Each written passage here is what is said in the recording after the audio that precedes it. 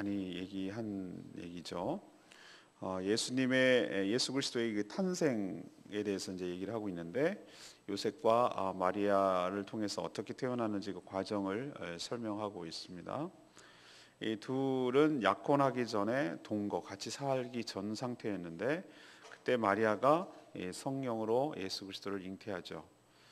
요셉은 그 사실을 알고 조용히 정리하려고 했으나 주의 사자를 통해서 성령으로 잉태된 분이며, 이분은 자기 백성을 죄에서 구원할 자다라는 통보를 듣습니다.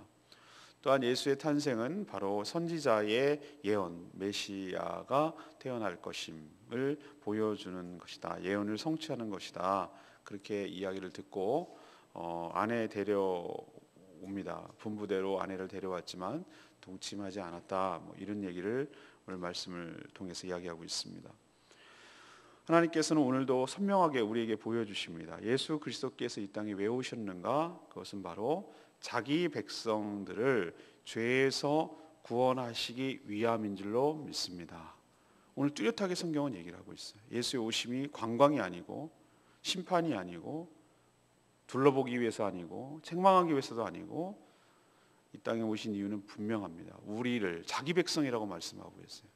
죄밖에 짓지 않은 우리 인생들을 여전히 포기하지 아니하시고 자기 백성이라고 말하고, 그 백성들을 죄에서, 여기에서 구원해야 진정한 해방이니까.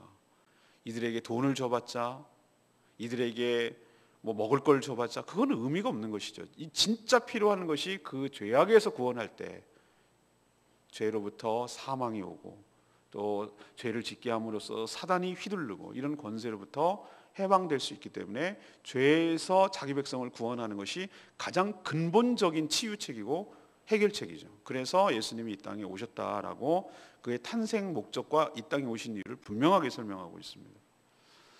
자, 마리아와 약혼하고 결혼을 기다리는 요셉 총각, 충격적인 소식을 듣죠. 아내 될 사람이 임신했다는 거예요.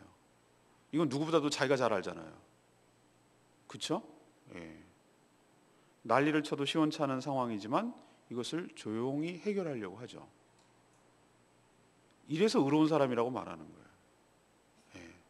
이게 온유죠. 제가 지난번에 설명했던 온유가 기억나십니까? 이걸 전형적인 온유예요. 이런 상황이라면 여러분은 어떻게 하겠습니까? 대부분의 남자들은 아주 난리를 치고 파혼이죠. 그렇게 되면은 마리아는 돌에 맞아 죽을 수도 있습니다. 율법적으로 말하면. 요즘은 하긴 간통법까지 폐지됐으니 요즘은 어떨지 모르지만 당시는 그랬단 말이죠. 그때 주의 사자를 통해서 놀라운 소식을 이제 듣게 되죠. 아내 마리아가 아기를 가진 것은 성령으로 하나님의 역사로 잉태된 것이고, 또 무엇을 낳을 것인지도 이미 통보를 합니다. 아들을 낳을 것인데 또 그의 이름을 뭐라고까지 지으라고까지 얘기를 합니다. 예수라고 지으라, 이렇게까지 통보를 받습니다. 아주 구체적이죠. 성령으로 잉태된 것이다, 아들을 낳을 것이다, 그리고 그의 이름을 예수라고 지어라. 예수, 여호수아, 야사, 이거는 다 어원이 똑같은 말이에요. 같은 말이에요. 여호수아가 예수라는 말 모르셨죠, 여러분? 구약 시대는 그렇게 부르고 점점 어원이 이렇게 바뀌고 어미가 바뀌고 점점 말이라는 게 바뀌잖아요. 근데 그것은 똑같은 말이에요. 그 뜻은 오늘 얘기한 대로 여호와께서 구원하신다, 여호와께서 구원하신다, 그런 뜻입니다. 주의 사자는 아들 예수가 왜 이 땅에 오셨는지를 분명하게 얘기하죠. 21절에 그가, 예수 그리스도죠, 자기 백성을 그들의 죄에서 구원할 자이심이라. 이 땅에 오신 목적을 분명히 해요.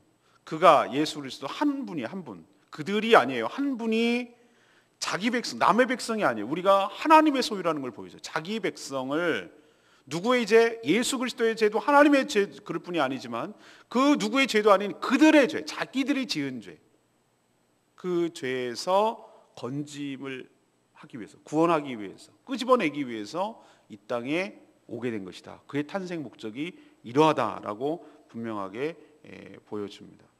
이처럼 예수 그리스도의 오신 목적을 분명하게 이렇게 구체적으로 드러낸 대목이 더 어디가 있겠습니까? 자, 그럼 여기서 우리에게 하나님께서 가르쳐 주시는 말씀이 있어요. 우리가 바로 주 예수 그리스도의 백성인 줄로 믿습니다. 하나님께서 나를 지으신 그분이 나를 내 안에 계셔서 모든 것부터 오래전부터 나를 아셨다고 그렇게 말하잖아요. 내 이름 아시죠? 내 생각도 아시죠? 그 찬양 부를 때 보면 여러분 어떤 생각이 드십니까? 하나님께서 얘가 어떻게 하는지 봐가지고 이렇게 결정하신 것이 아니라 만세전에 나를 택하시고 나를 아시는 거예요. 하나님이. 내가 하나님을 알기 전에 하나님이 나를 먼저 아시는 거예요. 그리고 많고 많은 사람들 중에 우리를 택하셔서 자기의 백성으로 삼아주시려고 작정하시고 때가 되어서 불러주시고 예수 그리스도를 믿어지도록 은혜 베풀어 주시고, 그래서 하나님의 백성으로, 하나님의 자녀로 거듭나서 하나님의 백성이 되게 하셨어. 모든 죄악, 사망, 사단의 권세로부터 우리를 놀랍게 끄집어내어 주시는 은혜가 바로 예수 그리스도의 보혈, 예수 그리스도의 십자가를 통해서 해결될 줄로 믿습니다. 그러니까 예수님이 안 오셨더라면 이건 어떡할 뻔했냐 이 말이죠.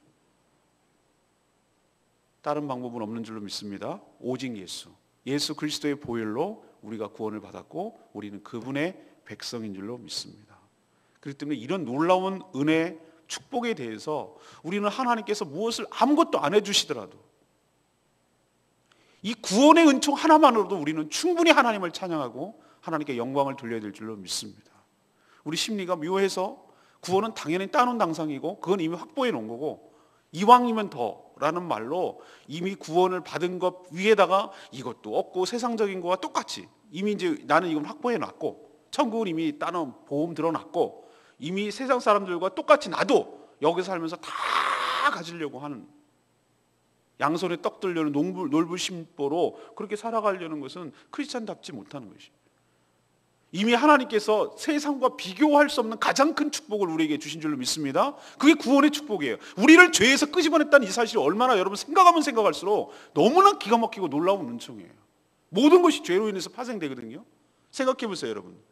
죄 안에 지면은 죄의 결과는 죽음이에요. 사망이잖아요. 그래서 모든 사람이 다 죽는 거라고요. 모든 사람이 죄를 지었음에 죄의 삭은 사망이요. 여러분 여기 동의하시죠? 우리 인간으로 태어나서 죄인으로 태어난 자라는 죄로 죽을 수밖에 없는 거예요. 하나님께서 그래서 이 방법으로 안 되니까 우리를 다시 태어나게 하시는데 하나님의 자녀로 태어나게 하신 줄로 믿습니다. 처음에 우리가 태어난 건 인간의 자녀로 태어나기 때문에 두 번째 태어나야 된단 말이에요. 그게 하나님이 낳아주시는 거예요. 부모가 나를 결정하는 거예요. 그래서 하나님이 나를 낳아주셔서, 그래서 거듭난다고 말하는 거예요. 성령으로 우리를 낳게 하셔서 우리를 죄악에서 사망에서 그 사탄의 권세에서 흑암의 권세에서 우리를 끄집어내서 우리를 구원하시기 위하여 이 땅에 오셨고, 그 효력이 우리 가운데 미치게 돼서 하나님의 백성이 된 축복이 우리 가운데 있게 된 줄로 믿습니다. 이게 예수 그리스도. 이분 때문에, 이분이 그래서 왔다고 분명히 성경에서 딱 얘기하고 있잖아요. 여기에 더 이상 뭘 토를 달겠어요. 예수 외에는 구원의 방법이 없는 줄로 믿습니다. 우린 그것을 효력을 받은 자들이고 이것을 전하는 자들이고 이걸 외에는 다른 방법이 없다라는 것이죠. 그래서 오늘도 이 예수 그리스도의 구원의 은총에 늘 감사하시고 은혜의 이 축복에 감사하시고 하나님께 영광 돌리며 살게 되기를 원합니다. 두 번째 얘기는 예수 그리스도 오심은 선지자들의 예언을 성취하기 위함이라는 것을 보여줘요. 그러니까 예수 그리스도 오심의 의미를 지금 쭉 설명하고 있거든요. 두 번째를, 당황하는 요셉에게 주의 사자는 뭐라고 얘기합니까? 이 모든 일이 지금 이렇게 성령으로 잉태되고 아들이 태어나고 저희를 구원하게 될 것이고 이런 얘기를 쭉 하는 이유가 뭐냐? 하나님께서 이미 너한테 처음 얘기하는 게 아니라 선지자들로부터 쭉 말씀하시는 것들을 이제 성취하고 이루려는 것이다, 이렇게 얘기를 해요. 선지자의 예언을 성취하라는 의도라는 것이죠. 그러면서 인용하는 말씀이 이사야서 7장 14절을 인용합니다. 그게 뭐죠? 이제 우리 가을에 이사야서를 묵상하는데 이사야가 정말 대단한 책입니다. 구약에서 저는 선지서 중에 하나를 택하라면 이사야를 택하겠어요. 신약에서는 복음서도 있지만 로마서나 이런 걸 택한다면은 구약에서는 저는 창세기와 더불어 선지서 중에 대표적인 선지서가 바로 저는 이사야서를 택하겠어요. 보물이 들어있어요. 보물이 구약의 신약이라고 말할 정도예요. 아주 그냥 풍성한 이게 역사, 하나님의 예언, 쫙들 4개월 동안 그걸 이제 가을부터 후반부터 할 텐데 이제 이걸 다루겠죠.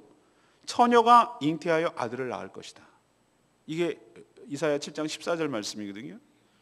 이게 뭔지를 여러분 좀 아셔야 돼요. 이제 이사야를 공부하다 보면 나오는데 이 예언은, 이사야가 이런 예언하는 것은 남유다하고 북이스라엘과 남유다가 이제 남쪽 나라, 그때는 북이 갈려져 있을 때, 남북으로 갈려졌을 때, 남유다가 북쪽 이스라엘하고 아람하고 협공을 받을 때였어요. 우리로 치면 우리가 중국하고 북한하고 같이 침공해 오는 거랑 그 꼴이란 말이에요. 우리나라 입장에서 보면 그런 상황이었는데, 이사야 선지자가 가서 왕에게, 아하스 왕일 거예요. 아하스 왕에게 하나님께서 이 유다 나라를 하나님께서 지켜주시고 하나님께서 도와주신다고 합니다 라고 말하니까, 하나님 그를 도와주실 줄로 믿으니까 한번 하나님께 테스트해 보십시오, 하나님을 그 체험을 구하도록 하십시오라고 말하니까 아하스 왕이 뭐라 그런 줄 아세요? 저는 하나님 테스트하지 않습니다. 하나님 시험하지 않습니다. 굉장히 처음에 믿음이 좋은 것처럼 보이죠? 나는 하나님을 이렇게 무슨 표징을 구하거나 뭘 이렇게 표시를 구하지 않습니다. 나는 그런 거 구하지 않습니다 라고 말하는데, 그게 굉장히 믿음이 좋아서 하는 게 아니야. 하나님 안 믿겠다는 거예요. 그딴 표징 구할 필요도 없어요. 나는 내가 하기 나름이지 하면서 성벽을 세우고 더 군사들을 더 훈련하고 뭐 이런 쪽으로 방비를 하려고 하는 거예요. 하나님께서 우리의 도움이신 줄로 믿습니다. 근데 인간적인 방법으로 하나님의 도움 필요 없다는 거, 그게 교만이죠. 어제 주일날 말씀드렸지만 교만이 무슨 매너 없고 막 함부로 말하고 이게 교만한 게 아니고, 굉장히 매너도 좋고 젠틀하고 그런 사람도 교만할 수 있어요. 뭐가 교만이라고 제가 정의를 드렸죠? 하나님 없이도 사는 거, 하나님 은혜도 필요 없이도 내가 살 수 있다고 생각하는 그 삶의 자세와 그런 태도가 바로 교만이라고.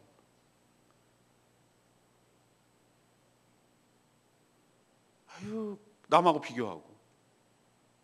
여러분, 그런 태도를 살아가니까 하나님이 너무, 이사야가 속도 상하고 답답하고 그런 것이죠. 그래서 하나님께서 이 남쪽 나라 유다를 보호해 주실 것이라는 뚜렷한 표징이 나타날 것인데, 그러는 가운데 이제 예언한 얘기가 이 얘기예요.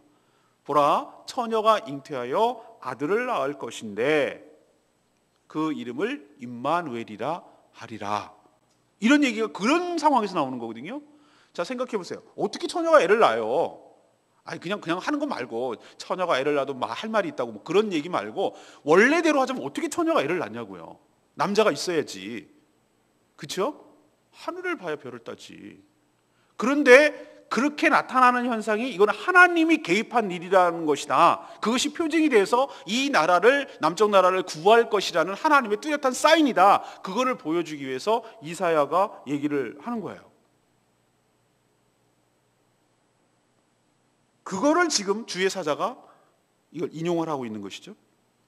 이런 독특한 표징 예언을 주의 사자는 지금 뭐라고 하냐면은, 이 말씀을 인용해서 예수님의 탄생 역시 바로 그 예언이 뚜렷하게, 이제 구체적으로, 그때는 모형이었는데, 그때는 그 상황, 항상 제가 말씀드렸죠. 예언은 중첩성이 있다고 말씀드렸잖아요. 1차적으로는 그 당시 상황을 얘기하는 것이지만 2차적으로는 먼 훗날, 바로 뭐죠? 예수 그리스도와 관련해서, 구속사역과 관련해가지고 먼 훗날 예수 그리스도와 연관져서 하나님의 구원 사역을 연관지은 이중적인, 겹쳐, 처음에는 그런 의도가 아니었는데 1차적인 의도였는데 2차적인 복선에는 그런 의미가 깔려있다는 것을 제가 예언에 그런 두 가지 의미가 있다고 말씀드렸죠. 그래서 당시에는 그런 의미였는데, 남쪽 나라 유다를 구원하기 위한 하나님의 독특한 표징이었는데, 이것이 훗날 예수 그리스도의 탄생과 연결진다는 것을 지금 주의 사자가 재해석해서 알려주고 있잖아요. 그래서 예수님의 탄생이 무엇이냐? 바로 이사야 선지자처럼, 이사야만 예언했겠어요? 예수 그리스도의 탄생을, 예수님이 오실 거라는 것을 이사야만 예언한 게 아니에요. 수많은 사람들이, 선지자들이 예언했어요. 하나님께서는 그것을 이루어 주겠다라는 것이 바로 이렇게 뚜렷하게 진행되는 것이다라고 주의 사자를 통해서 얘기를 하고 있는 것입니다. 그럼 이 얘기가 무슨 얘기냐? 우리에게 어떤 얘기를 하려는 것이냐? 자, 하나님께서 예수 그리스도를 통해서 우리를 구원하시겠다는 계획이 우연이 아니라는 거예요. 즉각적으로, 즉흥적으로 이루어진 것이 아니라 하나님께서 오래전부터 철저한 계획 가운데서 어김없이 그 모든 것들이 착착착착 진행되어서, 때가 되어서 그것들을 분명하게 이렇게 가시적으로 보여줘서 그 혜택과 구원의 은총을 우리에게 받도록 하신다는 것을 우리에게 보여주는 거예요. 자, 그렇다면 이미 예수님 오신 것은 완성이 됐어요. 근데 우리가 앞으로 뭐가 이루어질 것입니까? 예수 그리스도께서 다시 오실 거라는 예언이 앞으로 남아 있어요. 그게 진짜 구원의 완성이거든요. 그 구원도 우리 눈에는 보이지 않지만 하나님께서 그 일을 어김없이, 우리 뇌에는 잘 깨닫지도 못하고 그럴 수 있지만 하나님께서 어김없이 그 구원의 완성을 위해서 지금도 일하고 계시고 우리의 구원을 완성시키기 위해서 지금도 착착착착 그 계획이 진행되어서 어느 때가 되면 그 구원을 완성시켜 주실 줄로 믿습니다. 왜? 하나님께서 이렇게 하신 분이라면 그 신실하고 변함없는 하나님께서 우리에게도 분명히 보여줄 것이란 말이죠. 그러면 처녀가 잉태하여 아들을 낳는 그런 것은 우리에게 어떤 표징이 있습니까? 표징이 있죠. 여러분, 하나님께서 여러분들에게 무슨 뚜렷한 표징을 주셨냐면은 여러분 예수 그리스도를 믿을 때 여러분 가운데 성령을 부어주신 줄로 믿습니다. 이것이 가장 뚜렷한 저는 보증이라고 생각해요. 우리도 집을 구할 때 보증금 거세요. 보증금이 얼마예요? 라고 말하는 것이죠. 이것은 하나님께서 우리를 구원해 주실 건데 내가 너희들이 잘 못 믿어 할까봐 내가 너희들을 구원하겠다, 이 땅을 구원하겠다는 뚜렷한 보증을 해줄 건데 그게 바로 너희들 몸 안에, 너희들 영혼 안에 성령을 부어주시겠다는 거예요. 이게 뚜렷한 보증이에요. 하나님이 우리와, 좀 이따도 설명하겠지만 하나님은 우리와 함께 하시겠다는 임마누엘을 이렇게 표현하시는 거예요. 사랑하는 여러분, 우리가 성령이 있기 때문에 우리가 조금씩 변화하고 새롭게 되는 줄로 믿습니다. 우리가 성령이 있기 때문에 말씀을 깨닫고 말씀을 들어도 알 수가 있는 것이에요. 우리가 성령이 있기 때문에 기도해도 하나님께서 응답하고 하나님께서 역사가 일어나는 것이고, 우리가 성령이 있기 때문에 무슨 말을 전도를 해야 될지도 모를 상황에서 하나님께서 지혜를 주셔서 말씀을 하게 만들고, 우리가 성령이 있기 때문에 너무나 서로 다르고 살아온 배경이 다르고 그런데도 서로의 이질감을 극복하고 서로 잘 지낼 수 있는 것이, 이건 성령께서 우리 안에, 성령이 누구십니까? 하나님의 영, 예수 그리스도의 영 아니겠어요? 그분이 성령으로 잉태돼서 예수 그리스도가 태어나게 하신 것처럼 성령으로 우리 가운데 있게 하심으로 인해서 하나님께서 예언한 모든 것들이 성취해 가실 거라는 뚜렷한 표징을 처녀가 잉태하여, 그런 거와 똑같이 어떻게 하나님의 영이 우리에게 임하겠냐고, 어떻게 처녀가 아들을 낳냐 말이야. 그런 것처럼 말도 안 되는 일인데 어떻게 하나님이 거룩하신 그 영이 우리 몸 가운데 있냐 말이야. 이건 놀라웠고 쇼킹한 일 아니겠어요? 우린 지금 너무나 당연하게 생각하지만 좀 생각 좀 해보세요. 우리 가운데 하나님이 거룩하신 우리 성전이라고 말하고 우리 가운데 하나님의 영이 있다는 것이 이게 얼마나 놀라운 은총이냐 말이고, 그 놀라운 이게 표징이냐 말이에요. 기적이죠. 여러분, 하나님의 은혜를 이렇게 보증을 해주고 계시니 여러분 성령으로 충만하게 하시고 하나님께서 여러분의 구원을 계획대로 완성하여 주실 줄로 믿습니다. 마지막 세 번째는 무엇입니까? 예수 그리스도의 오심이 세 번째 의미는 우리와 함께 하시기 위함이라고 말하고 있어요. 우리와 함께 하시기 위함입니다. 이사야 선지자는 처녀가 잉태한 후에 태어난 아기의 이름을 뭐라고 하라고 그랬다고요? 임마누엘, 예수라고 했는데 그 뜻은 해석하면 임마누엘이라는 거예요. 임마누엘이 뭡니까? 교회 이름? 송파에 가면 유명한 교회 있어요. 임마누엘 교회. 임마누엘을 문자적으로 해석하면 하나님이 우리와 함께 하신다, 그 뜻이에요. 이것이 바로 예수님에게 적용될 때는 전혀 다른 의미가 되는 것이죠. 사람의 몸으로 이 땅에 오셨기 때문에 몸이 뭡니까? 우리 몸이 있잖아요. 몸이란 실체가 있는 것이죠, 우리 몸이. 그래서 자신이 만든 피조물인 사람들과 정말 함께 계신다는 것을 가시적으로 보여주는 것이 바로 이 땅에 사람의 몸으로 오신 것 아니겠습니까? 하나님은 함께 우리를 버린 적이 없어요. 근데 우리는 그걸 못 느꼈을 뿐이지. 우리 인간은 뭐죠? 육체의 눈으로 보니까. 근데 믿음의 눈으로 보면 그게 보이는데 그걸 못 믿어하고, 그러니까 하나님께서 정말로 너희들과 함께 하신다라는 것을 정말 보여주시기 위해서 사람과 똑같이 되셔서, 사람이 되셔서 이 땅에 우리와 함께 하신다. 그래서 내가 너희들을 포기하지 않고 내가 너희들과 함께 한다는 것을 하나님이신 그분이 몸으로 이 땅에 오셔서 우리와 정말로 함께 하셨어요. 그 피조물이 되셔서, 그 창조주신 그분이 모든 영광을 다 버리시고 이 땅에 사람이 되셔서 이 땅에 오셔서 정말로 몸으로도 우리와 함께 하신다는 것을, 이게 임마누엘이에요.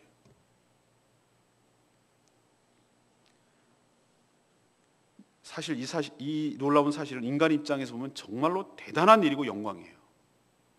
어떻게 하나님이 우리와 같은 인간과 함께 하실 수 있단 말인가? 여러분, 그렇지 않습니까? 어떻게 그분이 우리와 함께 있는가? 예를 들면 우리도 유명한 사람이나 무슨 대통령이나 여러분 집에 한번 갑시다 그래가지고 그냥 거기서 하룻밤 자겠다는 것도 아니고 그냥 방문하겠다고 그래도 아이고 영광입니다 이럴걸요, 여러분?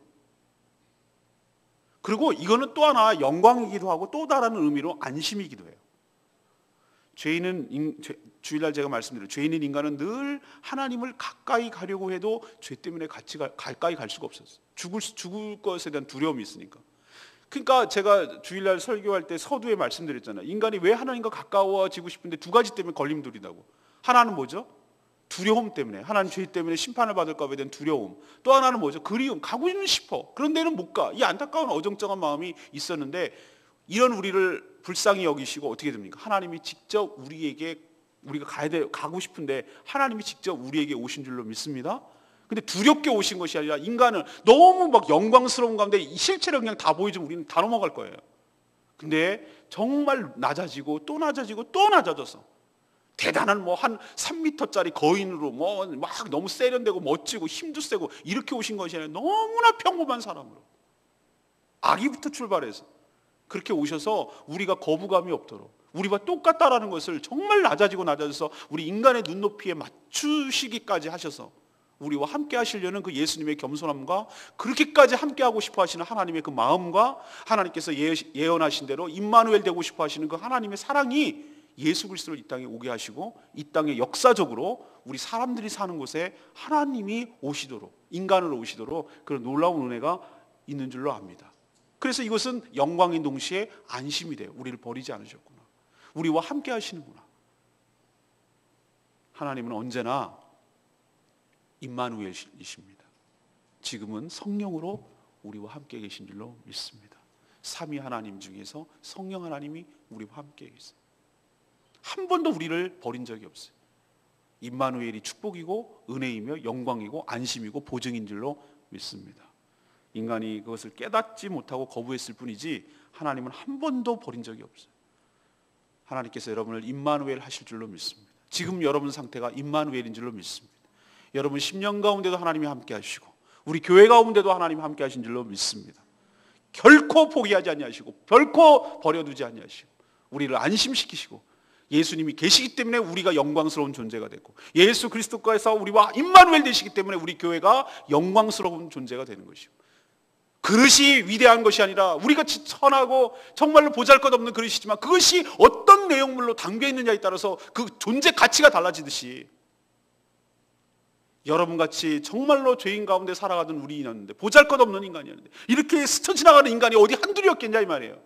그러나 우리같이 보잘것없는 존재에게 우리 안에 예수 그리스도께서 함께 하심으로 예수 그리스도의 영이 함께 하심으로 성령이 우리와 함께 하심으로 인하여 우리 존재의 가치가 완전히 달라진 줄로 믿습니다.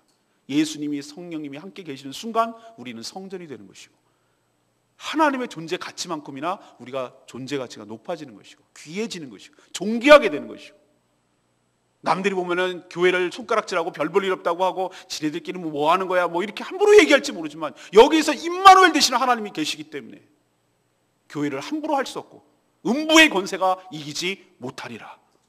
그렇게 하나님께서 그 권세를 주시고 존귀하게 되는 이유는 우리가 잘해서가 아니라 하나님의 그 예언, 임마누엘 되신다는 하나님의 예언이 성취되었고 그것이 이루어졌기 때문에 그런 놀라운 은혜를 우리가 경험하게 되는 줄로 믿습니다. 오늘 24절 말씀 전에 레마의 말씀이 요셉이 잠에서 깨어 일어나 주의 사자의 분부대로 행하여 그의 아내를 데려왔으나 19절에 뭐라고 그랬습니까? 왜 요셉을 뭐라고 그랬죠? 의로운 사람이라고 부르는지 여기서 저는 알 수 있어요. 의로운 사람이라고 했죠. 우리는 의롭다라는 것을 어떻게 해석을 합니까? 죄가 없다? 깨끗하다? 이렇게 생각을 하는 경향이 있어요. 그런데 저는 해석이 달라지더라고. 오늘 말씀을 통해서 요셉 입장에서 한번 생각하고 여러분 우리 김진태 집사님 남자지만 남자 입장에서 생각하면 이건 말도 안 돼요. 여러분 한번 뒤집어 놓고 생각해 보라고. 여자도 이해가 안 돼요. 이거는 내가 결혼할 남자가 있는데 세상에 알고 봤더니 숨겨놓은 아들이 있대. 여러분 그러면 어떻게 하시겠어요? 나는 이제 처음 결혼하려고 하고 있는데 끝장이지. 이거 말 물어볼 것도 뭐가 있어. 그렇죠 여러분? 그렇죠? 이건 부부 사이에는 그런 거잖아요. 그런데 이런 이해할 수 없고 분노할 상황에 전적으로 하나님의 사자의 말을 듣고 신뢰하고 그 말에 순종하는 요셉을 보세요. 어디에 저는 밑줄을 여러 번 건너하면은 분부대로 행하여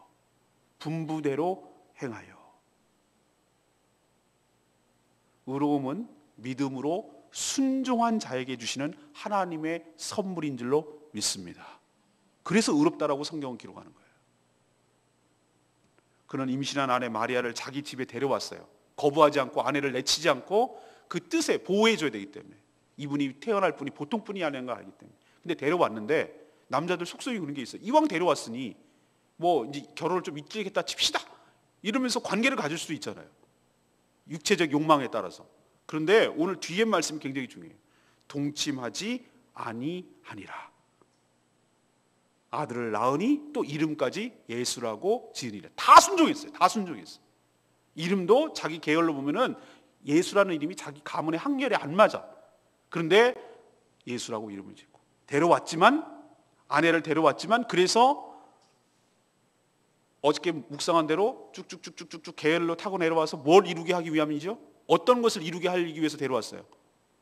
아브라함과 다윗의 자손 예수 그리스도의 계보라. 아멘입니까? 이 말씀을 이루기 위해서 데려와야 자기 아들이 되잖아요. 합법 법적으로. 요셉이 바로 유다 가문이거든요. 다윗의 후손이거든요. 그래서 아들을 예수 그리스도를 다윗의 후손으로, 아브라함의 후손으로 이루시려는 하나님의 뜻에 그렇게 함으로, 이렇게 요셉이 순종함으로 이 뜻이 이루어진 것이. 동침하지 아니함으로 성령으로 잉태되었다라는 것을, 참 이런 얘기까지 성경 구체적으로 얘기를 해요. 동침하지 아니함으로 인해서 성령으로, 예수 그리스도께서 부정 모혈로 인간적인 방법으로 태어난 것이 아니라 죄가 없는 성령으로 태어나셨다는 것을 이렇게까지 보증을 해주시고 보여준. 이것은 다 무엇이냐? 요셉 한 명이, 의로운 사람이, 왜 요셉은 보니까 일찍 죽은 것 같아요. 성경에 나타나지 않아요. 마리아만 나타나, 엄마랑 나타나잖아요. 아마 애들 낳고 일찍 죽었나 보죠. 그러니까 이제 줄줄이 낳고 했겠죠. 그런데 이 사람이 뭐 했다는 얘기 있으면, 아, 했는 거 있네. 아들을 데리고 저기 피난 갔다가 이렇게 했다가, 이 예수님의 짧은 생애 동안을 보여주냐, 어렸을 때를 보여주잖아요. 그런데 오늘 말씀을 쭉 예수님의 어린 과정들을 보면은 왜 요셉이 중요한 인물인가, 왜 중요한 역할을 했는가? 그는 철저하게 하나님 말씀에 순종했기 때문에 예수 그리스도께서 이 땅에 메시아로 오시는데 모든 일을 다 만들어서 이루어지도록, 그 모든 토대가 잘 이루어지고 하나님의 뜻에 부합하게 되도록 그렇게 헌신하고 순종했기 때문에, 분부대로 행했기 때문에 이런 놀라운 역사가 일어나게 된 줄로 믿습니다. 전 여러분에게 이걸 도전하고 권면하고 싶어요. 저도 어떨 때는 이해가 되지 않을 때가 많이 있어요. 어떨 때는 전 하기 싫을 때도 있어요. 여러분 남자라면은 그런 거 싫어해요. 나도 목사님도 남자구나. 이렇게, 저도 남자예요. 만약에 내가 이런 상황에 있으면 난 싫을 것 같아. 되게 나는 못할 것 같아.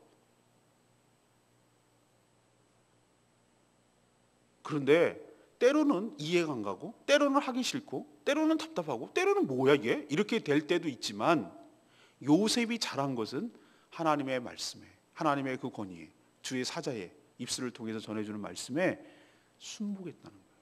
믿음으로 순종했다는 거예요. 그렇게 할 때 하나님의 뜻이, 그때는 다 이해를 못해. 100% 다 이해를 못하고, 이 요셉이 100% 다 이해했다고 저는 생각하지 않아요. 그렇지만 다 이해가지 않아도 하나님의 말에 순복할 때, 분부대로 순종할 때, 순복할 때 하나님의 거룩한 뜻이 이 땅에 이루어지는 줄로 믿습니다. 나의 삶의 뿐만 아니라 이 땅에 하나님의 거룩한 뜻을 이루는 내가 초석을, 디딤돌을 하나 놓는 거예요. 바둑돌을 하나 놓는 거예요. 하나님께서는 어떤 사람을 쓰시냐면은 하나님의 뜻에 100% 이해 안 가도 하나님의 뜻에 기꺼이 자신을 맡기고 그 뜻에 순종하는 사람들을 통해서 지금까지 하나님의 놀라운 역사가 진행된 줄로 믿습니다. 순종하지 않으면 하나님의 뜻이 일어나지 않고, 순종하지 않으면 하나님이 그르치지는 않아요. 하나님은 다른 방법을 사용하시지만 그 순복한 자에게 의롭다라는 축복이 여러분 가운데에도 있게 되기를 간절히 바랍니다. 오늘 세 가지 말씀드렸어요. 예수 그리스도의 탄생의 의미가 뭐라고요? 예수님이 이 땅에 오신 이유는 자기 백성들, 바로 우리의 죄를 구원하시기 위함이고 하나님의 백성으로 삼아주시기 위함인 줄로 믿습니다. 두 번째는 예언, 선지자들의 예언을 성취하기 위한 것인 줄로 믿습니다. 세 번째는 임마누엘, 우리와 함께 하시기 위함인 줄로 믿습니다. 이 축복이 여러분 삶 가운데 있게 되기를 간절히 바랍니다. 우리 찬양 324장 부르고 기도합니다. 지존하신 주님 이름 앞에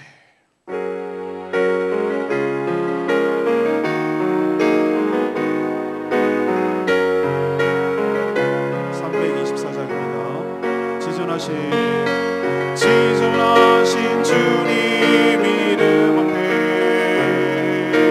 모든 무릎 꿇고 다 경배해 거룩하신 주님 보좌 앞에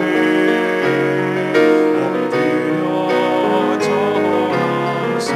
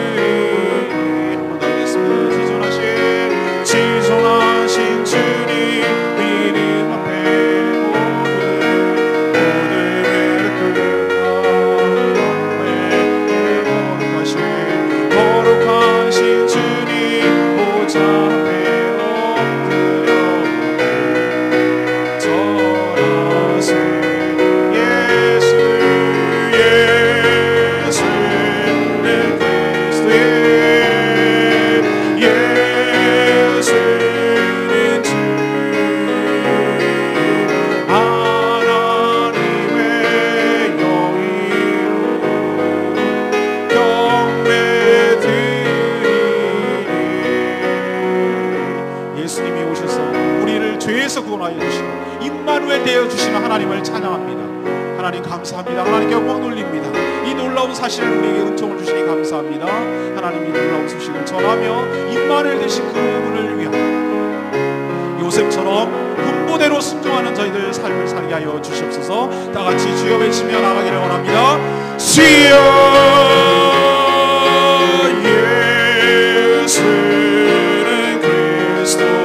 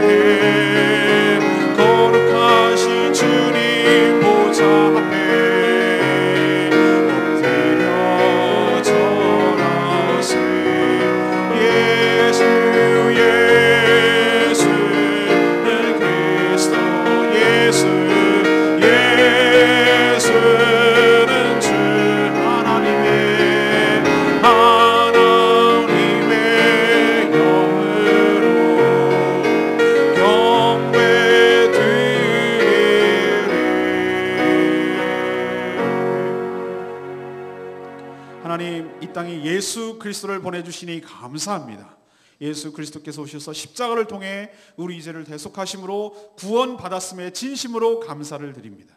약속을 언제나 신실하게 지키시는 주님, 구세주를 보내주시겠다는 약속, 다시 재림하여 우리를 심판하시고 우리를 구원하시겠다는, 그리고 구원을 완성시키겠다는 하나님의 약속이 어김없이 지켜주실 줄로 믿습니다. 몸으로 우리와 함께 하시는 하나님, 이제 성령으로 우리와 함께 하셔서 임마누엘 되심에 감사드립니다. 요셉처럼 다 이해할 수 없어도, 내 마음에 들지 않아도 주님의 뜻을 믿고 순복함으로 하나님의 거룩한 뜻이 이 땅에 이루어지게 하여 주시옵시고, 그렇게 했을 때 하나님 의롭다함을 얻는 축복이 있게 하여 주시옵소서. 오늘 하루도 주님의 은혜 가운데 살기를 원합니다. 특별히 생명의 삶 후기 하나님 공부하는데 어려움이 없게 하여 주시고, 그 영혼 한 영혼 한 영혼을 지켜주시옵시고, 순간순간 하나님의 은혜를 경험할 수 있도록 축복하여 주시옵소서. 오늘도 간구하는 모든 기도 주님께서 하나님 들어응답하여 주시옵시고, 특히 연약한 성도들 하나님께서 그 마음과 믿음과 생각과 마음과 지켜주셔서 영육간의 강건함을 허락하여 주시옵소서. 주님께 모든 것 맡기었고 예수 그리스도의 이름으로 기도합니다. 아멘.